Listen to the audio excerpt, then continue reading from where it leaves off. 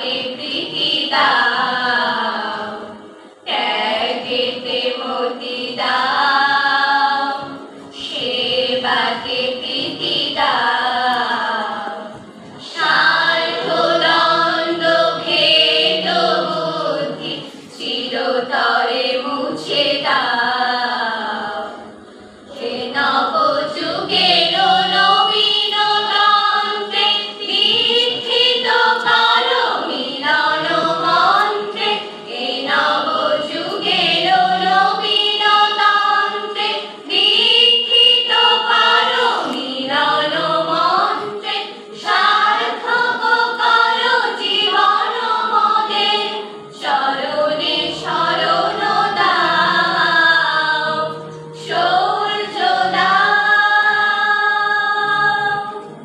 শৌর্য দাও, বীর্য দাও, নবীন জীবন দাও,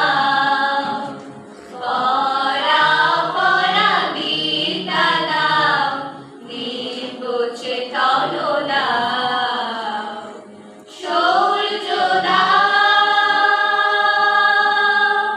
শৌর্য দাও, শৌর্য দাও।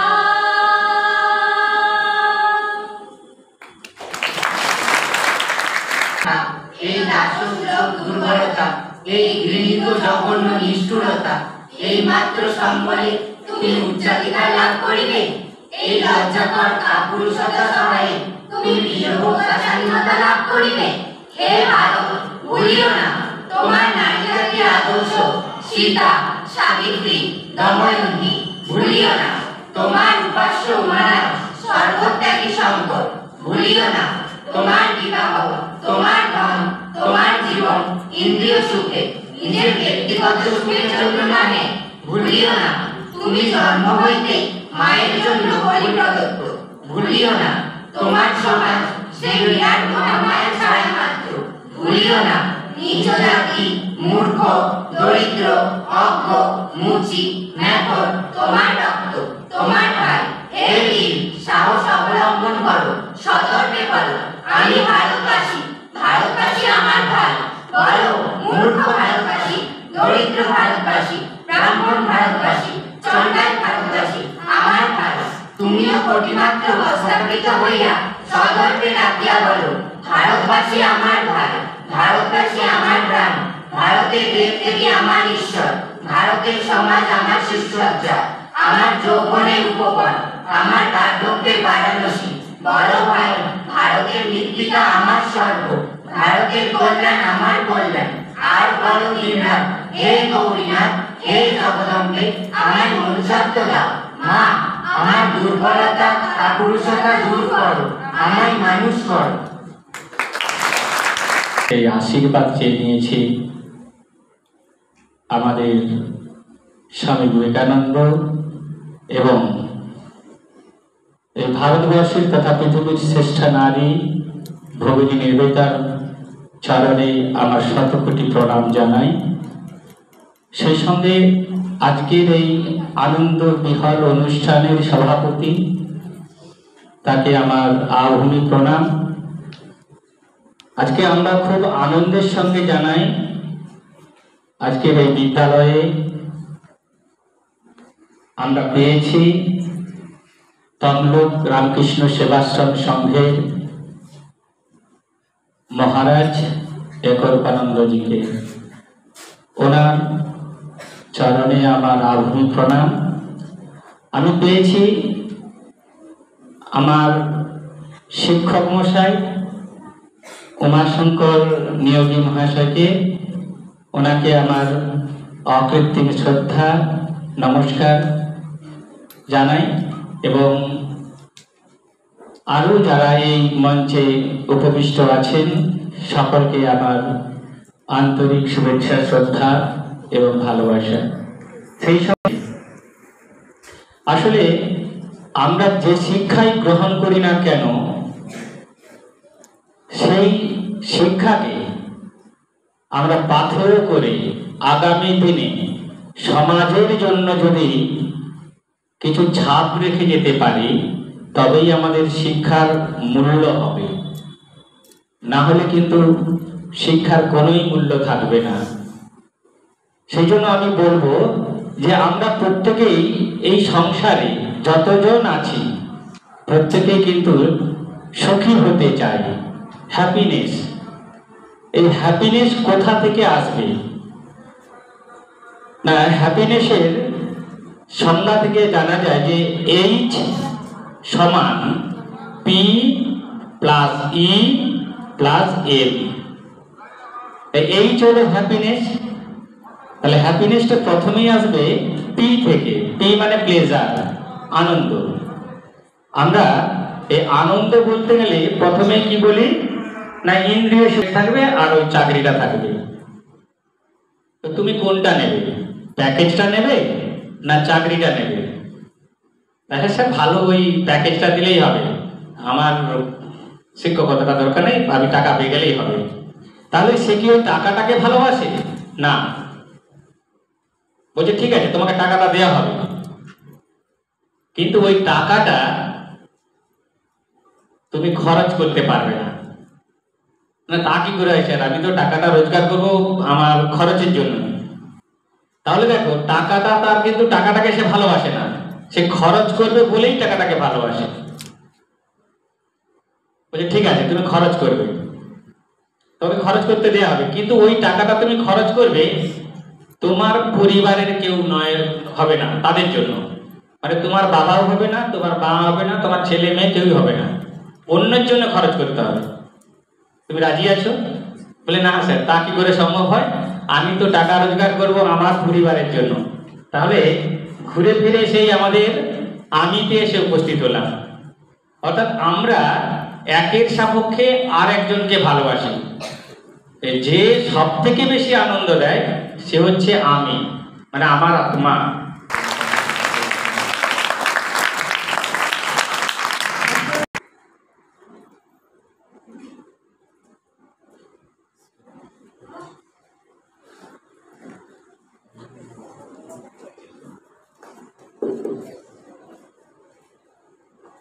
নমস্কার। এখানে উপস্থিত শ্রদ্ধেয় গুরুজনদের আমার প্রণাম জানিয়ে এবং ছোটদের ভালোবাসা জানিয়ে আমি আমার আবৃত্তি করে শোনাচ্ছি। তুমি আসো, কবি অনুপ চট্টোপাধ্যায়। তুমি আসো হোলির আশীর্বাদে, তুমি আসো ভরসা রাখি তাই, তুমি আসো আনন্দে পথ চলি, তুমি আসো আনন্দে গান গাই, তুমি আসো জাগর জ্যোৎস্না মেলে, তুমি আসো নিদ্রা জাগরণে, তুমি আসো দুহাত দুটি বাড়িয়ে, তুমি আছো জপে অনুধ্যানে, তুমি আছো দীপ্ত সূর্যোদয়ে, তুমি আছো নিঃশ্বাসে প্রশ্বাসে, তুমি আছো ভোরের বরাভয়ে, তুমি আছো হৃদয়ে বিশ্বাসে, তুমি আছো জোয়ারে আর ভাটায়, তুমিই আছো অমেয় এক বিভাই। নমস্কার। নমস্কার। মঞ্চে উপস্থিত শ্রদ্ধেয় গুরুজনেদের আমার প্রণাম এবং সকলকে ভালোবাসা জানিয়ে আমি আবৃত্তি পাঠ করছি। জাগ্রত দেবতা, কবি স্বামী বিবেকানন্দ। সেই এক বিরাজিত অন্তরে বাহিরে, সব হাতে তাঁরই কাজ, সব পায়ে তাঁরই চলা, তাঁরই দেহ তোমরা সবাই করো তাঁর উপাসনা। ভেঙে ফেলো আর সব পুতুল প্রতিমা, মহামহিয়ান যিনি, দিন হতে দিন একাধারে কীট ও দেবতা যিনি, পাপী পুণ্যবান, দৃশ্যমান, জ্ঞান গম্য, সর্বব্যাপী, প্রত্যক্ষ মহান, করো তাঁর উপাসনা। ভেঙে ফেলো আর সব পুতুল প্রতিমা। নিয়ত ছিলাম মোরা তাহাতে বিলীন, চিরকাল এক হয়ে রব তাঁরই বুকে, করো তাঁর উপাসনা। ভেঙে ফেলো আর সব পুতুল প্রতিমা। ওরে মূর্খ দল, জীবন্ত দেবতা ঠেলি অবহেলা করি, অনন্ত প্রকাশ তাঁর এ ভুবনময়, চলেছিল ছুটে মিথ্যা মায়ার পিছনে, বৃথা দ্বন্দ্ব কলহের পানে। করো তার উপাসনা, একমাত্র প্রত্যক্ষ দেবতা। ভেঙে ফেলো আর সব পুতুল প্রতিমা। নমস্কার। বীর সেনাপতি, বীর সেনাপতি বিবেকানন্দ, ওই যে ডাকিছে আয় রে আয়, আও হারে তার আপনা ভুলিয়া, আও হারে তার আপনা ভুলিয়া, কত মহারথী ছুটিয়া যায়। বীর সেনাপতি, বীর সেনাপতি বিবেকানন্দ, ওই যে ডাকিছে আয় রে আয়, আও হারে তার আপনা ভুলিয়া, আও হারে তার আপনা ভুলিয়া, কত মহারথী ছুটিয়া যায়। বীর সেনাপতি,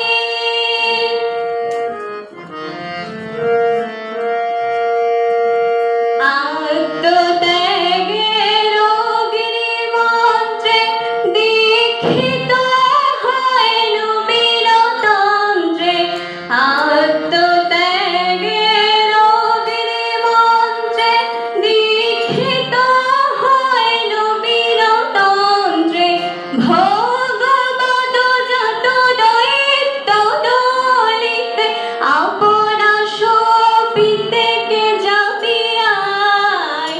বীর সেনাপতি, বীর সেনাপতি বিবেকানন্দ, ওই যে ডাকিছে আয় রে আয়, আও হারে তার আপনা ভুলিয়া, আও হারে তার আপনা ভুলিয়া, কত মহারথী ছুটিয়া যায়। বীর সেনাপতি,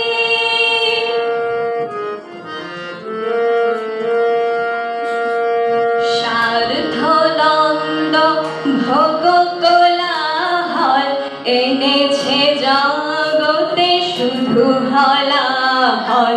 স্বার্থ দ্বন্দ্ব ভোগ কোলাহল এনেছে জগতে শুধু হলাহল। নিভাতে আজিকে এই দাবানল, প্রেম বাড়ি সেজে এনেছে হায়। নিভাতে আজিকে এই দাবানল, প্রেম বাড়ি সেজে এনেছে হায়। এসো দেব এসো করুণা নিধান, লহ আজি মম তনু মন প্রাণ। এসো দেব এসো করুণা নিধান, লহ আজি মম তনু মন প্রাণ। কৃপা করি করো এ আশিস দান, তব কাজে যেন জীবন যায়, তব কাজে যেন জীবন যায়। বীর সেনাপতি, বীর সেনাপতি বিবেকানন্দ, ওই যে ডাকিছে আয় রে আয়, আও হারে তার আপনা ভুলিয়া, আও হারে তার আপনা ভুলিয়া, কত মহারথী ছুটিয়া যায়। বীর সেনাপতি, বীর সেনাপতি, বীর সেনাপতি।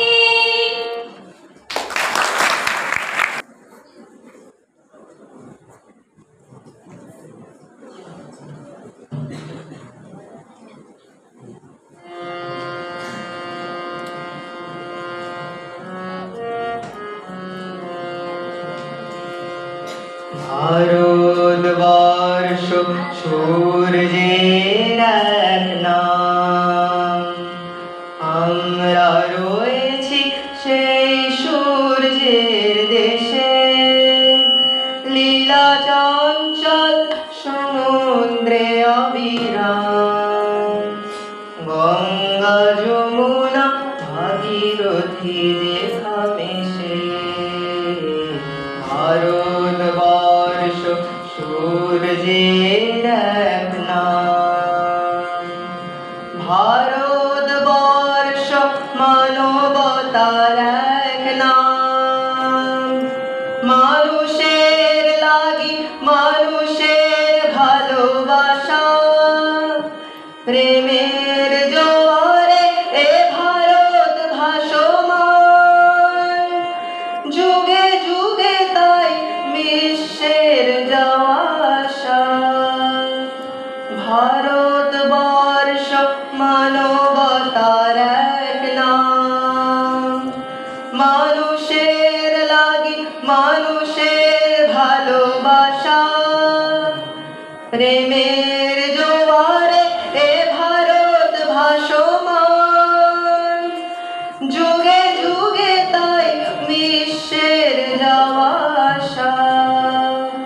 সব তীর্থের আঁকা বাঁকা পথ ধরে, প্রেমের তীর্থ ভারত তীর্থে মেশে, ভারতবর্ষ সূর্যের এক নাম, আমরা রয়েছি সেই সূর্যের দেশে, লীলা চঞ্চল সমুদ্রে অবিরাম, গঙ্গা যমুনা ভাগীরথী রেখা মেশে, ভারতবর্ষ সূর্যের এক নাম।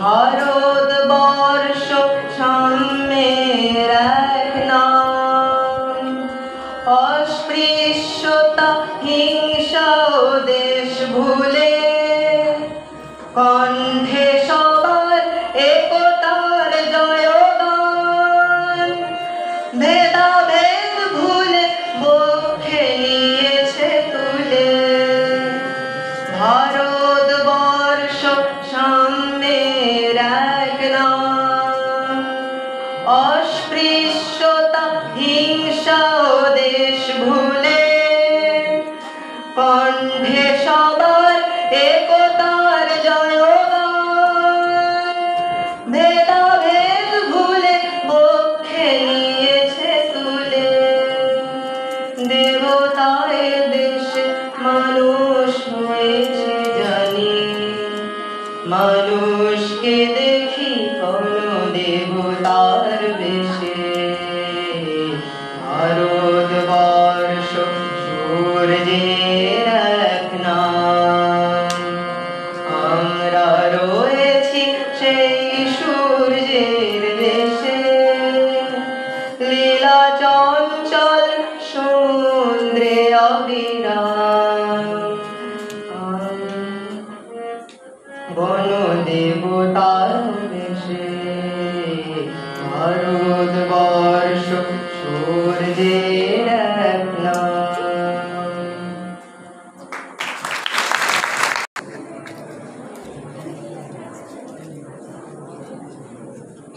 নমস্কার। মঞ্চে ও মঞ্চের সম্মুখে উপবিষ্ট সমস্ত অতিথিগণ এবং শিক্ষক শিক্ষিকাকে যথাযোগ্য স্থানে সম্মান জানিয়ে এবং বড় দাদা দিদিদের শ্রদ্ধা এবং ছোটদের ভালোবাসা জানিয়ে আমি আমার পত্রটি পাঠ করছি। পত্রাবলী 345, স্বামী বিবেকানন্দ। স্থান আলমবাজার মঠ, কলকাতা, 5ই মে 1897। স্নেহের মিস নোবেল, তোমার প্রীতি ও উৎসাহপূর্ণ পত্রখানি আমার হৃদয়ে কত যে বল সঞ্চার করেছে তা তোমার কল্পনার অতীত। এতে কোনো সন্দেহ নেই যে জীবনে এমন অনেক মুহূর্ত আসে যখন মন একেবারে নৈরাশ্যে ডুবে যায়।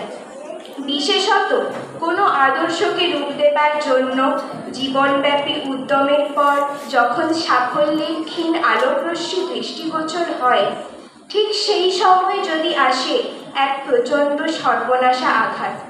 দৈহিক অসুস্থতা আমি গ্রাহ্য করি না। দুঃখ হয় এই জন্য যে আমার আদর্শগুলি কার্যে পরিণত হবার কিছুমাত্র সুযোগ পেল না। আর তুমি তো জানোই, অন্তরায় হচ্ছে অর্থাভাব। হিন্দুরা শোভাযাত্রা এবং আরও কত কিছু করছে, কিন্তু তারা টাকা দিতে পারে না। দুনিয়াতে আর্থিক সাহায্য বলতে আমি পেয়েছি শুধু ইংল্যান্ডের মিস এবং মিস্টারের কাছে। ওখানে থাকতে আমার ধারণা ছিল যে 1000 পাউন্ড পেলে অন্তত কলকাতার প্রধান কেন্দ্রটি স্থাপন করা যাবে, কিন্তু আমি এই অনুমান করেছিলাম 10-12 বছর আগেকার কলকাতার অভিজ্ঞতা থেকে। কিন্তু ইতোমধ্যে জিনিসের দাম 3-4 গুণ বেড়ে গেছে। যাই হোক, কাজ আরম্ভ করা গেছে। একটি পুরানো জরাজীর্ণ বাড়ি 6-7 শিলিং ভাড়ায় নেওয়া হয়েছে এবং তাতেই প্রায় 24 জন যুবক শিক্ষালাভ করছে। স্বাস্থ্য লাভের জন্য আমাকে 1 মাস দার্জিলিংয়ে থাকতে হয়েছিল। তুমি জেনে সুখী হবে যে আমি আগের চেয়ে অনেক ভালো আছি। আর তুমি বিশ্বাস করবে কি যে কোনো ঔষধ ব্যবহার না করেও শুধু ইচ্ছাশক্তি দ্বারাই এরূপ ফল পেয়েছি। আগামীকাল আবার আরেকটি শৈলনিবাসে যাচ্ছি, কারণ নিচে এখন বেজায় গরম। আমার দৃঢ় বিশ্বাস তোমাদের সমিতি এখনো টিকে আছে। এখানকার কাজের বিবরণী তোমাকে মাসে অন্তত একবার করে পাঠাবো। শুনতে পেলাম লন্ডনের কাজ মোটেই ভালো চলছে না। প্রধানত এই কারণেই আমি এখন লন্ডনে যেতে চাই না। যদিও জুবিলি উৎসব উপলক্ষে ইংল্যান্ড যাত্রী আমাদের কয়েকজন রাজা আমাকে তাদের সঙ্গে নিয়ে যাবার জন্য চেষ্টা করেছিলেন। ওখানে গেলে বেদান্ত বিষয়ে লোকের আগ্রহ পুনরুজ্জীবিত করার জন্য বেজায় খাটতে হতো, ফলে শারীরিক কষ্ট আরও বেশি হতো। যাই হোক, অদূর ভবিষ্যতে আমি মাসখানেকের জন্য যাচ্ছি। শুধু যদি এখানকার কাজের গোড়াপত্তন দৃঢ় হয়ে যেত, তবে আমি কত আনন্দে ও স্বাধীনভাবেই না ঘুরে বেড়াতে পারতাম। এ পর্যন্ত তো কেবল কাজের কথা হলো, এখন তোমার নিজের কথা পাচ্ছি। কল্যাণিয়া মিস নোবেল, তোমার যে অনুরাগ, ভক্তি, বিশ্বাস ও গুণগ্রাহিতা আছে, তা যদি কেউ পায়, তবে সে জীবনে যত পরিশ্রমই করুক না কেন, ওতেই তার শতগুণ প্রতিদান হয়।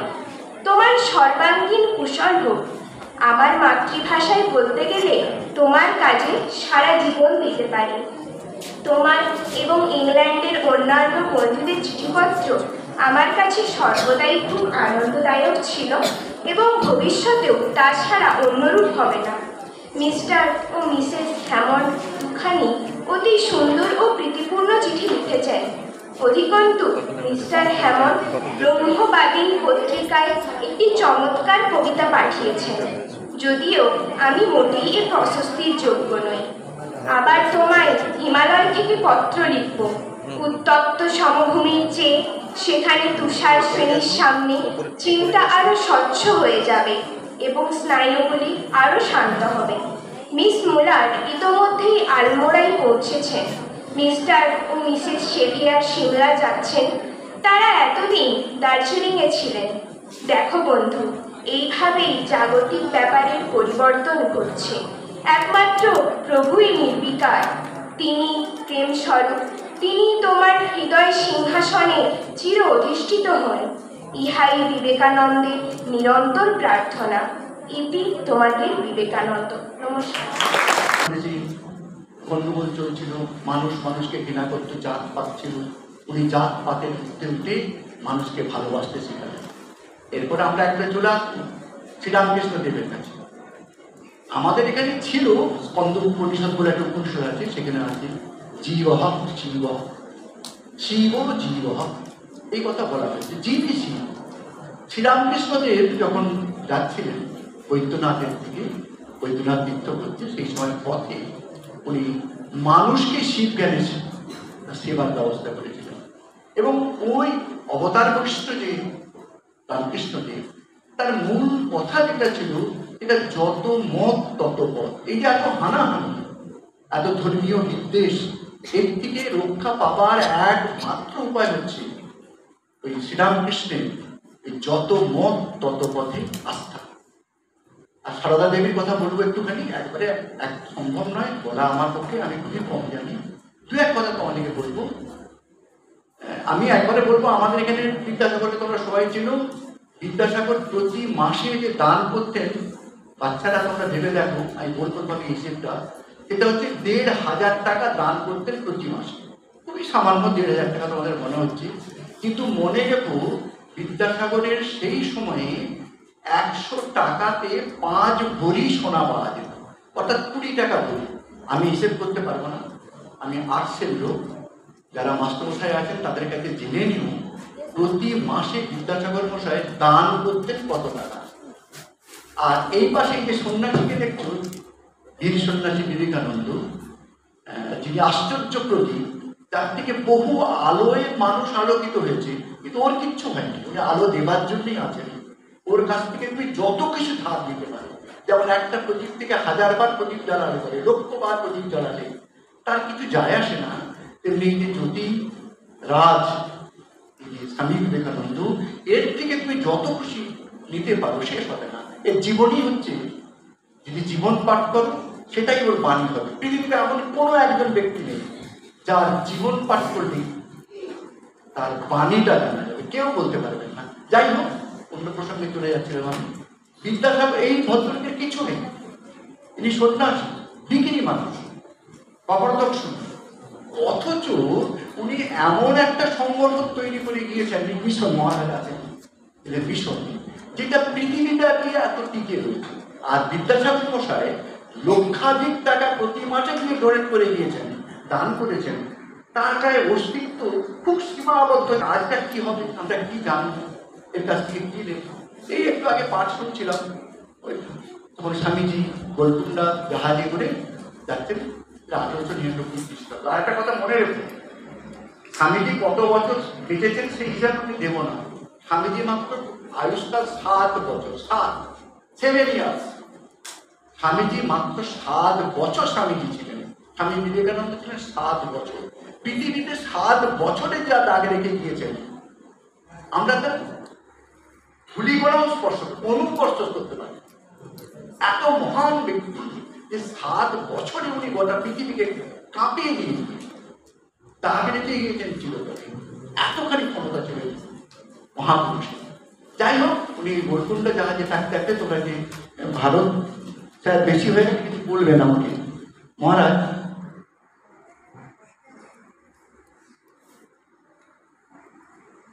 আচ্ছা ঠিক আছে, আমি একজন মানুষ, এই বোধটা উনি দিয়ে দিয়েছেন।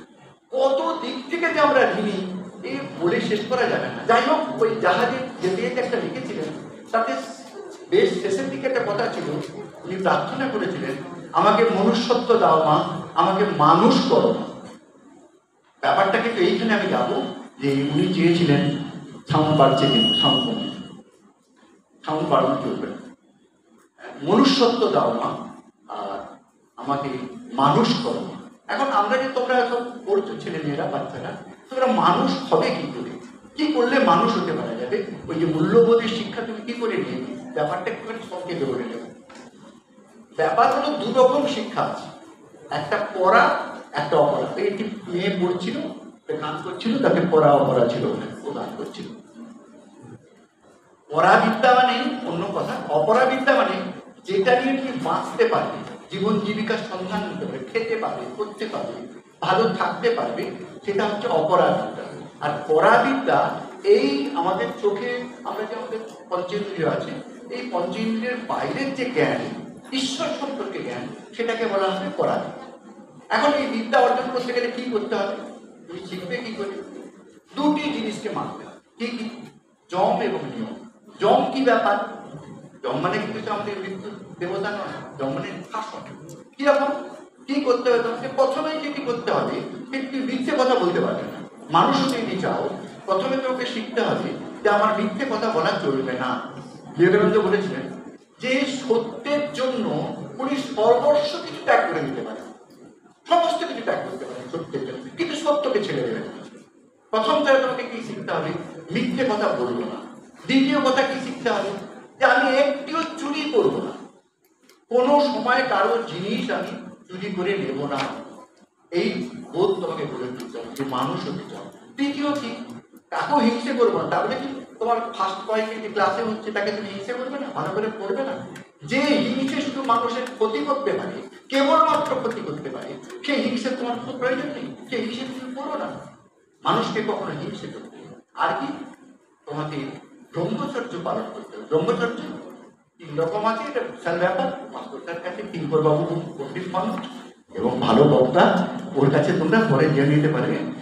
3টে জিনিস আছে, 2টো জিনিস। এই ব্রহ্মচর্য 3টে: কায়িক, বাচিক এবং মানসিক। শারীরিক, মনের দিক থেকে, এবং মনের দিক থেকে আছে বাচিক, কথাতেও হবে। এমন কথা উচ্চারণ করবে না তোমার ইচ্ছের বিরুদ্ধে। আমরা সব জানি, এতগুলো ছেলে মেয়ে আছে, তুমি দেখবে তোমাদের অনেকে অস্ত্র শব্দ প্রয়োগ করে, অনেকে করে না। যে করে সে সংযম, যে করে না সে অসংযম। বাক সংযম হতে হবে, মনের ভাবনাকে সংযম করতে হবে, এবং সঙ্গে সঙ্গে শারীরিক কিছু নিয়মকে আমাকে সংযমের মধ্যে রাখতে হবে। আর একটা ব্যাপার আছে, 4টে বলেছি। আর একটা আছে অপ্রমেয়, মানে কেউ দয়া করে শুধু জিনিস দেয়। কারণ তোমার বাবা দেবেন, দাদা দেবেন, ভালো হয়েছে কেউ দেবেন, সেটা নেবে না এরকম নয়। কিন্তু দয়ার দান সহজে গ্রহণ করবে। আমি শুধু একটি গল্প আছে, তোমাকে বলবো। তখন বিবেকানন্দ বাইরে আছে, ওখানকার সাহেব আগামীটা প্রতিদিন ধ্যান করা উচিত। আমাদের ছিল ত্রিসন্ধ্যা ছিল, প্রত্যেককে জোর করে বসানো, এটা তো অভ্যাস। এই ধ্যান যদি অভ্যাস হয়, তুমি অল্প সময়ে বহু কিছু আয়ত্ত করতে পারবে। তোমার মন শান্ত হবে, তোমার মানসিক শক্তি বৃদ্ধি পাবে, আত্মবিশ্বাস বেড়ে যাবে। অতি অল্প সময়ে পাঠ্যপুস্তক তুমি গ্রহণ করতে পারবে। যা এতখানি পড়া, 3 ঘন্টা পড়তে হবে না, 15 মিনিট পড়ে তোমার অভ্যাস হয়ে যাবে। সব ধ্যান পরিবেশ পারলে যে কোনো একজন মহাপুরুষ, বিবেকানন্দ হোক, রামকৃষ্ণদেব হোক, মা সারদা হোক, কিংবা তোমার যাকে পছন্দ তাকে সামনে রেখে তার প্রতি মনোনিবিষ্ট করো, তাহলে তুমি ধ্যান শিখতে পারবে। ধ্যান করলেই তুমি মনুষ্যত্বের দিকে এগোবে এবং তোমার মূল্যবোধ জানতে পারবে। এখন মূল্যবোধ ব্যাপারটা একদম সংক্ষেপে বলে নি, সময় হয়ে গেছে আমার।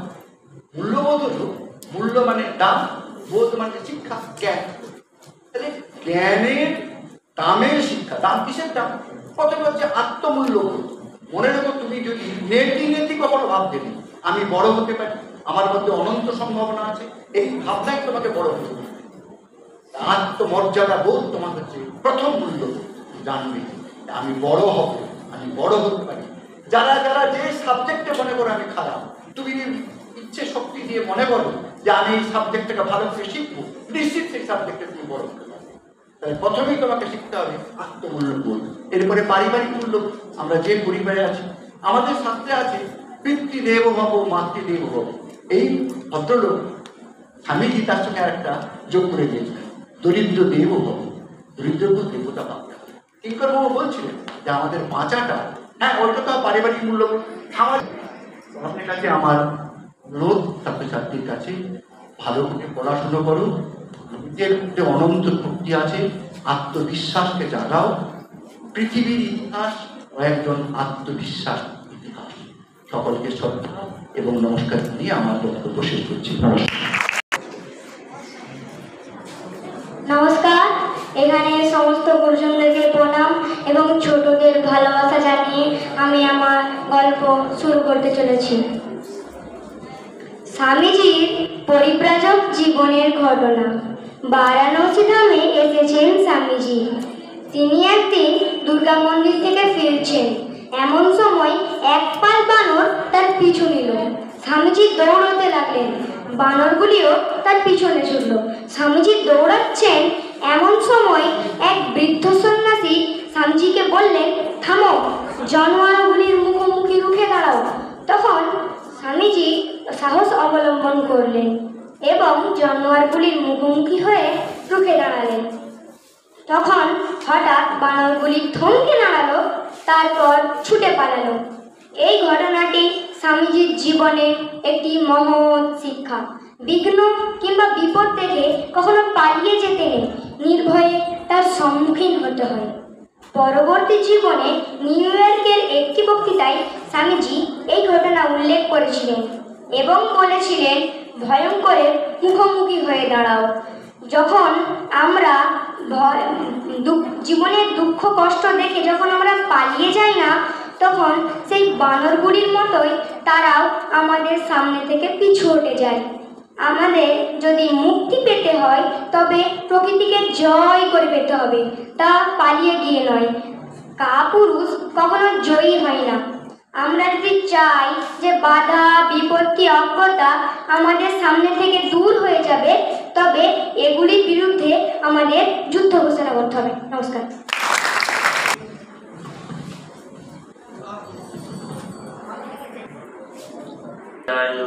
विवेकानंद सूर्य सच्चित सुख स्वरूपाय सामने तापहाय। আমি প্রথমে ঠাকুরমার স্বামীজিকে প্রণাম জানাই। মঞ্চে উপবিষ্ট এই বিদ্যালয়ের প্রধান শিক্ষক, প্রধান অতিথি এবং আজকের অনুষ্ঠানের সভাপতি সহ যে সমস্ত শিক্ষক শিক্ষিকারা আছেন তাদের আমি শ্রদ্ধা জানাই। সর্বোপরি আমার সামনে যে সমস্ত ছোট ছোট ছাত্রছাত্রীরা আছো তাদের আমি স্নেহ ভালোবাসা জানাই। আমরা তমলুক রামকৃষ্ণ মঠ ও মিশনের পক্ষ থেকে মূল্যবোধ শিক্ষার উপর গুরুত্ব দিয়ে মেদিনীপুরের 2টি জেলায় প্রায় 33টি বিদ্যালয়ে আমরা এই ধরনের অনুষ্ঠানের আয়োজন করছি। 30 থেকে 35 হাজার ছাত্রছাত্রী প্রত্যক্ষ এবং অপ্রত্যক্ষভাবে এই অনুষ্ঠানের সাথে যুক্ত হচ্ছে বা উপকৃত হচ্ছে। আজকে যারা প্রথম হয়েছে, যারা এই অনুষ্ঠানে প্রথম হয়েছে, তারা 24শে সেপ্টেম্বর সম্ভবত আমাদের দিন যদি ঠিক থাকে, কোনো কারণে বিশেষ কোনো কারণে যদি পরিবর্তন করা না হয়, 24শে সেপ্টেম্বর তোমরা তমলুক রামকৃষ্ণ মিশনে যাবে। যারা প্রথম হয়েছে তারাই শুধু যাবে। সেখানে 33টি স্কুলের সাথে প্রতিযোগিতায় যারা প্রথম দ্বিতীয় তৃতীয় হবে তারাই আবার পুরস্কার পাবে। অর্থাৎ একটা বিশাল অংশের ছাত্রছাত্রীদের সাথে প্রতিযোগিতায় অংশগ্রহণ করে তোমাদের এই পুরস্কার ছিনিয়ে আনতে হবে। আজকে যারা প্রথমের বিভিন্ন ধরনের অনুষ্ঠানে আবৃত্তি গান ইত্যাদি করেছে, তার মধ্যে আমি দেখলাম খুব ভালো ভালো কয়েকজন আবৃত্তি করলো, গান করেছে। বিশেষ করে জাগ্রত দেবতা, বীর সেনাপতি বিবেকানন্দ গান ইত্যাদি খুব সুন্দর করেছে। এই যে লাস্টে কবিতা গল্পটি বললো, খুব ভালো হয়েছে। তো তোমরা নিজেদের প্র্যাকটিস চালিয়ে যেতে হবে। যারা প্রথম হয়েছ সেখানে গিয়েও যাতে এই বিদ্যালয় থেকে কয়েকটি পুরস্কার যাতে পাও, তার জন্য তোমরা চেষ্টা চালিয়ে যেতে হবে। যাই হোক, আমাদের আজকের মূল আলোচনার বিষয়, আমাদের যদিও বা আরেকটা বিদ্যালয়ে যেতে হবে, সময় একটু কম আছে, তবু আমি সংক্ষেপে 2-1টি কথা বলি। তোমরা একটু ধৈর্য ধরে, 2-1জন একটু অস্থির হয়ে পড়েছে দেখছি, একটু ধৈর্য ধরে কয়েকটি কথা তোমরা শোনার চেষ্টা করো। আশা করি যদি শুনে তোমাদের কাজে লাগবে। ঠিক আছে? হ্যাঁ, আচ্ছা। মূল্যবোধ শিক্ষার উপর আমরা যে কথাগুলি বলবো, মূল্যবোধ শিক্ষার প্রধান প্রধান কয়েকটি জিনিস সম্পর্কে আমি সংক্ষেপে 2-1টি পয়েন্ট আমি তোমাদের সামনে তুলে ধরছি। শিক্ষা হলো আমাদের ভেতরে যে জিনিসটি আছে তার বাইরে প্রকাশ করা। স্বামী বিবেকানন্দ শিক্ষা সম্পর্কে উদাহরণ দিতে গিয়ে একটি উদাহরণ দিয়েছেন। আমাদের প্রথম থেকে এই জিনিসটি ভেতরে রয়েছে, তার বাইরে কিভাবে প্রকাশ করব তার কতগুলো রাস্তা। যেমন তিনি বলছেন, নিউটন মাধ্যাকর্ষণ শক্তি আবিষ্কার করেছেন, কিন্তু তার আগেও ছিল। আপেলটি এর আগে থেকেও নিচে নামতো, নিচে পড়তো, কিন্তু স্বামী বিবেকানন্দ বলছেন এই জিনিসটি আবিষ্কার করেছে, এই জিনিসটা আগে থেকে ছিল, এমন না যে হঠাৎ করে নতুন এসছে। ঠিক তেমনিভাবে শিক্ষা হলো আমাদের ভেতরে পূর্ব থেকে যে জিনিসটি আছে তার বাইরে প্রকাশ। কোনো ছাত্রছাত্রী হয়তো তোমরা খুব ভালো পরীক্ষায় রেজাল্ট করছো, কেউ হয়তো একটু কম মার্কস পাচ্ছ, তাই তো? এই জিনিসটি কিভাবে সম্ভব হচ্ছে? কারো একাগ্রতা বেশি, কারো একাগ্রতা কম। এই যে একাগ্রতা, যার যত বেশি একাগ্রতা সে জীবনে তত বেশি সফলতা লাভ করতে পারে। একাগ্রতা বৃদ্ধির জন্য আমাদের উপায় কি? অর্থাৎ কম সময়ে অধিক বিষয় আয়ত্ত করার পদ্ধতি কি? সেই পদ্ধতি সম্পর্কে আমরা যদি বলতে যাই তাহলে আমরা বলতে হবে একাগ্রতা লাভের প্রথম পদ্ধতি, অর্থাৎ কম সময়ে তোমরা বেশি জিনিস আয়ত্ত কিভাবে করবে তার জন্য বলি, তোমরা প্রত্যেকে পড়াশোনা করো, বাড়িতে সন্ধ্যার সময় পড়তে বসো। হ্যাঁ, যখন পড়তে বসো চোখ মুখ বন্ধ করে না পড়ে তার আগে ছোটখাটো কিছু যদি নিয়ম কানুন আমরা যদি পালন করি, যেগুলো আমাদের বাড়ি ঘরে শেখানো হয়, একটু ভালো করে হাত মুখ ধুয়ে নিবে। তারপর হাত মুখ মানে একদম হাতের এই জায়গা থেকে এই পর্যন্ত, হাঁটুর নিচ থেকে পায়ের পাতা পর্যন্ত ভালো করে ঠান্ডা জল দিয়ে ধুয়ে নিবে। ধুয়ে নিয়ে গিয়ে তারপর পড়ার টেবিলে বসবে। পড়ার টেবিলে বসে তখন মনটাকে সারাদিন যে স্কুলে ছুটাছুটি দৌড়াদৌড়ি করছো, মাস্টারের বাড়ি যাচ্ছ, টিচারদের কাছে বকা খাচ্ছ, এই সমস্ত জিনিসগুলি যখন তোমাদের মনের সামনে ভেসে উঠবে তখন সেখান থেকে মনকে আস্তে আস্তে বলবে, মন এখন ওই দিকে যাবি না, এখন মন তুই আমার পড়ার বইটাতে আয়। এই বলে মনকে বইয়ের মধ্যে নিয়ে আসার চেষ্টা করবে। তখন দেখবে আস্তে আস্তে বাইরের এই সমস্ত জিনিসগুলো একটু একটু চলে গেছে। বেশি নয় 5-7 মিনিট সময় যদি তোমরা তার জন্য দাও তাহলে দেখবে তোমাদের আস্তে মন শান্ত হয়ে পড়ার টেবিলে চলে এসছে। তারপর তোমরা যখন যে পড়া শুরু করবে দেখবে যে পড়া শুরু আয়ত্তে আনতে তোমাদের 1 ঘন্টা সময় লাগলো, তা হয়তো তোমরা 40 মিনিট কি 50 মিনিটে আয়ত্ত করে নিলে। তারপরে স্যার একটি কথা বললেন, আমাদের আনন্দে মন্দ ফল। এই যে ভালো কাজে একটা ভালো ফল পাওয়া যায়, আমরা এখন বুঝতে পারি না কোনটা আমার পক্ষে করা উচিত, কোনটা করা উচিত নয়। বুঝতে পারি কি আমরা? অনেক সময় আমরা বিশেষ করে যারা ছোট ছোট ছাত্রছাত্রী আছি, অনেক সময় এগুলো বুঝতে খুব অসুবিধা হয়, তাই তো? কোনটা করা উচিত কোনটা করা উচিত নয় আমরা বুঝতে অসুবিধা হয়। সেই কিভাবে আমরা তা অতিক্রম করব, সে অতিক্রম করার আমি 2টি পদ্ধতি শিখিয়ে দিচ্ছি। তোমরা যখন রাত্রে ঘুমাতে যাবে তখন দেখবে এমন কয়েকটা কাজ করবে যে কাজের ফলে তোমাদের মনে হয়তো একটা কষ্ট এলো, খুব দুঃখ এলো, আরে আজকে সারাদিন এই কাজটা কেন করলাম, এই কাজটা না করলে ভালো হতো। যেমন কোনো বন্ধু বান্ধবী বা স্কুলের কারোর সাথে বা বাড়িতে মা বাবার সাথে একটু কথা কাটাকাটি হলো, ছোট ভাইয়ের সাথে কথা কাটাকাটি হলো, তখন আমাদের কি মনে হয়, আরে আজকে এই কাজটা কেন করলাম, মনে একটা কষ্ট হচ্ছে। এই যে মনে কষ্ট হচ্ছে, দুঃখ হচ্ছে, তখন আমাদের বুঝতে হবে এই কাজটি আমার করা উচিত হয়নি, এই কাজটি থেকে আমাকে পরদিন থেকে বিরত থাকতে হবে। আবার যখন আমরা কোনো কাজ যখন করব, যেমন কোনো কাজের ফলে আমরা আনন্দ লাভ করব, তখন আমাদের বুঝতে হবে আমাদের মনে যে কাজটি করছি সেই কাজটি করে আমাদের সফলতা আসছে, এই কাজটা আমাদের করা উচিত। যেমন আমি একটা উদাহরণ দিই, কেউ হয়তো একটা পড়া পড়ছো, খুব কষ্ট করে পড়লে, অনেক পরিশ্রম করলে, কিন্তু যখন রাতে ঘুমাতে গেলে তখন মনে একটু শান্তি পাবে, আমার খুব ভালো লাগছে, এখন মনে আনন্দ হচ্ছে, পড়াটা মুখস্থ করে ফেলেছি, কালকে স্যার কিছু বলবেন না।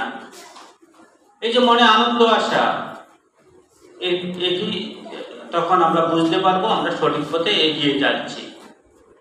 সারাদিন তোমরা মোবাইল নিয়ে অনেকে ঘাঁটো, তারপরে না পড়ে হয়তো অনেকে মোবাইল নিয়ে সারাদিন ঘাঁটছো, তারপরে ঘাঁটার পরে তারপর যখন ঘুমাতে যাবে তখন মনে আসবে, আরে সারাদিন কেন মোবাইল নিয়ে শুধু শুধু টাইম নষ্ট করলাম, ফালতু সময় নষ্ট হলো। মোবাইলের সাথে হোয়াটসঅ্যাপে কথা হচ্ছে, ঝগড়া হচ্ছে, এই সমস্ত হচ্ছে, কারোর সাথে বন্ধুত্ব হচ্ছে, এতে কি মনে হচ্ছে? তারপর দিনের শেষে যখন তুমি যখন ঘুমাতে যাবে তখন তোমার মনে হবে, আরে এই কাজটা কেন করলাম, ফালতু সময় নষ্ট। মনে আনন্দ আসবে না, দুঃখ আসবে। অর্থাৎ যেই কাজ করে মনে দুঃখ হবে সেই কাজ করা উচিত নয়, যেই কাজ করে আমরা মনে আনন্দ পাবো সেই কাজ আমাদের করে যেতে হবে। তারপরে একটা জিনিস আছে, কেউ খুব কম সময়ের মধ্যে নিজেকে সফল হতে চায়। এই যে সফলতার জন্য আমাদের প্রথম কি প্রয়োজন? যারা ভারতের মনীষীরা, একটু আগে ঈশ্বরচন্দ্র বিদ্যাসাগর, স্বামী বিবেকানন্দ, নেতাজি সুভাষচন্দ্র বসু ইত্যাদি যে সমস্ত মনীষীরা সফল হয়েছে, তাদের সফলতার একটি মাত্র চাবিকাঠি ছিল। সেই চাবিকাঠি কি? শুদ্ধতা, পবিত্রতা। নেতাজি সুভাষচন্দ্র বসু যখন, আমি একটু উদাহরণ দিচ্ছি, ইংল্যান্ডে পড়ছেন, তখনও তিনি গভীর রাতে বসে ধ্যান করছেন। গভীর রাতে ঘুম থেকে উঠে গিয়ে ধ্যান করছেন। কলেজে যখন পড়ছেন তখনও সবার আগে হাত মুখ ধুয়ে স্নান টান করে এসে একটা আলাদা জায়গায় গিয়ে বসে জপ ধ্যান করছেন। তার বন্ধু বলছেন, নেতাজি সুভাষচন্দ্র বসুর বন্ধু বলছেন, নেতাজি সুভাষচন্দ্র বসুর এতটা ব্যক্তিত্ব ছিল যে তার সামনে কোনোদিন কেউ কোনো বাজে কথা বলতে পারত না। তিনি তখন বিদেশে পড়ছেন, এই ছিল তার ব্যক্তিত্ব। আমরা অনেক সময় কেউ যখন একটা বাজে কথা বলে আমরা কান পেতে শুনি, আরে কি হয়েছে, শুনি আরো 10টা কথা আমরা শুনতে চাই। তার কাছে তার এতটা ব্যক্তিত্ব ছিল যে যখন স্কুল কলেজে পড়ে তখন থেকে এতটা ব্যক্তিত্ব ছিল, তার সামনে কেউ কিছু এই ধরনের কথা বলতে পারতো না। একে বলে নিজের উপর শ্রদ্ধা, নিজের পার্সোনালিটি ডেভেলপমেন্ট। কি করে তোমাকে 10 জন লোক মানবে? আমি অমুকের মেয়ে, আমি অমুকের বাবা, অমুকের ভাই, আমি এই স্কুলের শিক্ষক, এই স্কুলের শিক্ষিকা, আমার আলাদা একটা দায়িত্ব আছে, গুরুত্ব আছে, আমাকে 10 জন লোক শ্রদ্ধা করছে। এই যে শ্রদ্ধা, এই শ্রদ্ধাটা যে মনে রাখতে পারবে তাকে সব সময় আমাদের সমাজ একটা বাধা দিয়ে রাখবে, তাদের রক্ষা করবে। এইভাবে আমাদের নিজেদের পার্সোনালিটি ডেভেলপমেন্ট করতে পারবো। আমরা কিভাবে ব্যক্তিত্ব বিকাশ করতে পারি, নিজের পার্সোনালিটি ডেভেলপমেন্ট করতে পারি? আমরা নেতাজি সুভাষচন্দ্র বসুকে দেখি ছোটবেলা থেকেই জপ ধ্যান করছেন, খুব কম বয়সে। কেউ একজন, স্বামী বিবেকানন্দ বলছেন, আমরা আগে ছিলাম কি পোকা, তারপরে এখন আমাদের ইচ্ছা শক্তি বলে আমরা কি হয়েছি? মানুষে পরিণত হয়েছি। তারপর আমাদের কিসে পরিণত হতে হবে? এখন মানুষ থেকে দেবতায় গিয়ে পরিণত হতে হবে। এই দেবতায় গিয়ে পরিণত হওয়ার জন্য স্যাররা যেই সমস্ত কথাগুলি বলেছেন, এই ধরনের আমাদের পরিবেশটা প্রয়োজন। যারা জীবনে মহান হয়েছেন তারা সকলে নিজের ইচ্ছা শক্তি, নিজের ব্যক্তিত্ব বিকাশ, নিজের ব্যক্তির পার্সোনালিটি ডেভেলপমেন্ট করা এবং নিজের মনকে একাগ্র, নিজেকে শুদ্ধ রাখা, এইগুলির মাধ্যম দিয়ে তারা জীবনে মহান হয়েছে। এই যে স্যাররা এখানে বসে আছেন, ওনারা একদিন এই জায়গায় আসেননি, কঠোর পরিশ্রম করতে হয়েছে তার জন্য। অনেক পরিশ্রমের পরে তারপরে ওনারা এখানে এসেছেন। এই পরিশ্রমটুকু চালিয়ে যেতে হবে। এই পরিশ্রমের আমাদের প্রথম প্রয়োজন কি? বিভিন্ন বই পড়া। বই যখন মহান যারা আজ হয়েছেন তাদের বইগুলো পড়বে, মনীষীদের বইগুলো পড়বে, স্বামী বিবেকানন্দ, নেতাজি সুভাষচন্দ্র বসু, ভগিনী নিবেদিতা, দেখবে কি করে তারা জীবনে মহান হয়েছে। সব প্রশ্নের উত্তর এই বইয়ে পেয়ে যাবে। যখন একটা সময় জীবনে নানা ধরনের সমস্যার সম্মুখীন হবে তখন দেখবে সব সমস্যার সমাধান এই বইয়ে পেয়ে যাচ্ছে। নেতাজি সুভাষচন্দ্র বসু একটা সময় খুব ঘুরে বেড়াচ্ছেন, চিন্তা করছেন, শিক্ষকের কাছ থেকে নৈতিকতার কথা বলে একটি শিখেছিলেন,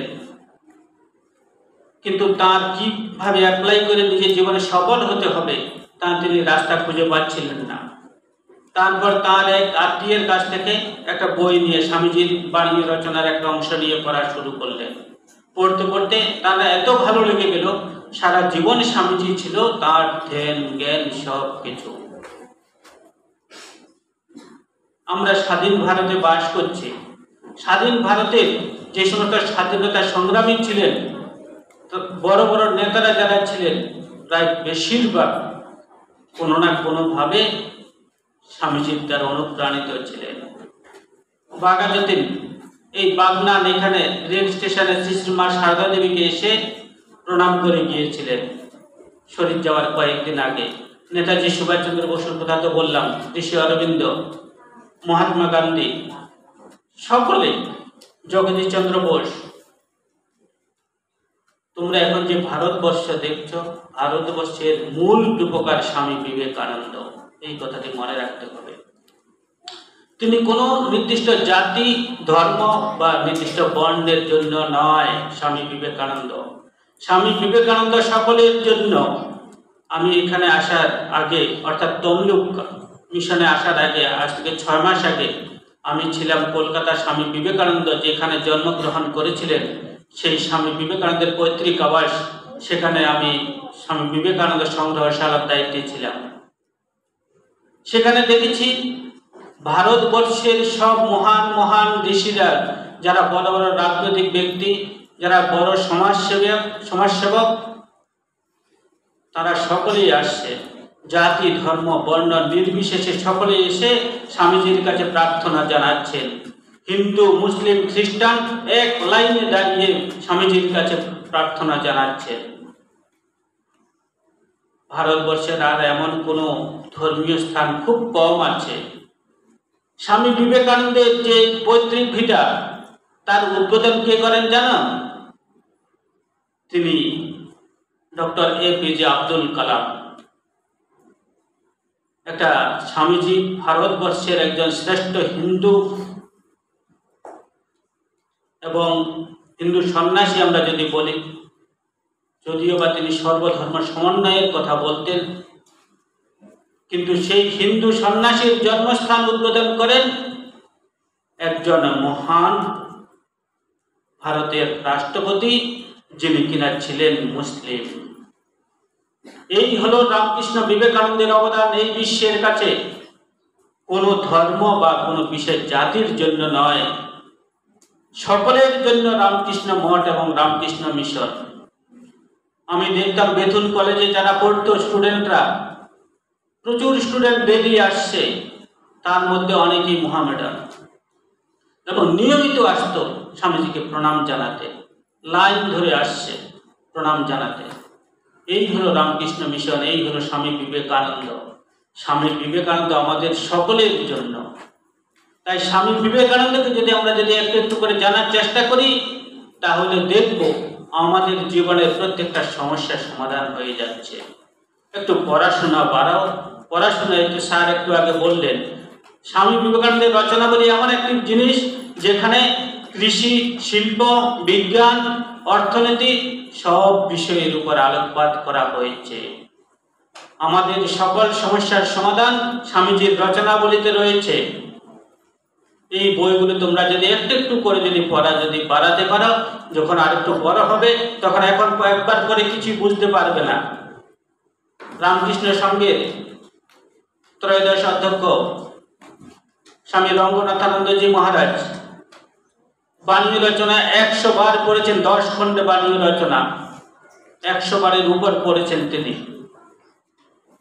ভাবতে পারো এতবার কেন পড়ছেন?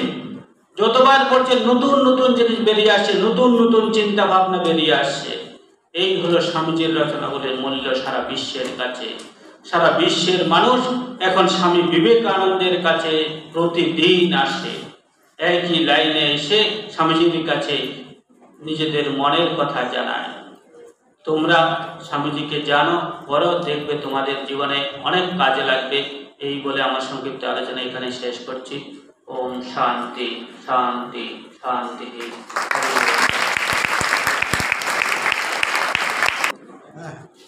দ্বিতীয় স্থান অধিকার করেছে সাহিদ আরমান শেখ। তৃতীয় স্থান অধিকার করেছে আকাশ সাউ। এরপর অঙ্কন প্রতিযোগিতা। প্রথম স্থান অধিকারিণী সাজিমা খাতুন।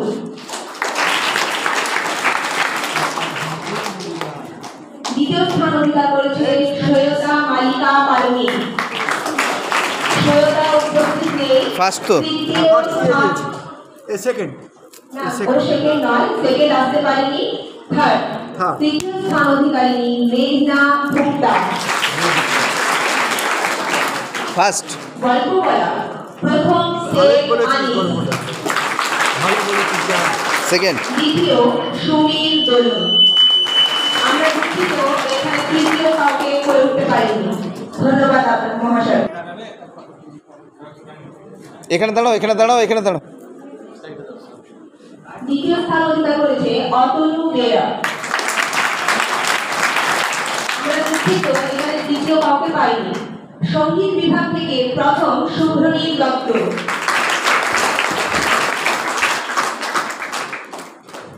এখানেও আমরা দুঃখিত দ্বিতীয় এবং তৃতীয় কাউকে পেয়ে উঠিনি সেই মনোমত ভাবে। পত্রাবলী পাঠ একটু দাঁড়ান এদিকে তাকাও এদিকে তাকাও এদিকে তাকাও ঠিক আছে পত্রাবলী পাঠে দ্বিতীয় হয়েছে নাহা জানা।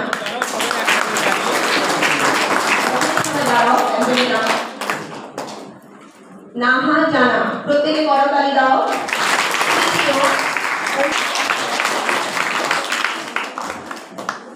ধন্যবাদ সবাইকে।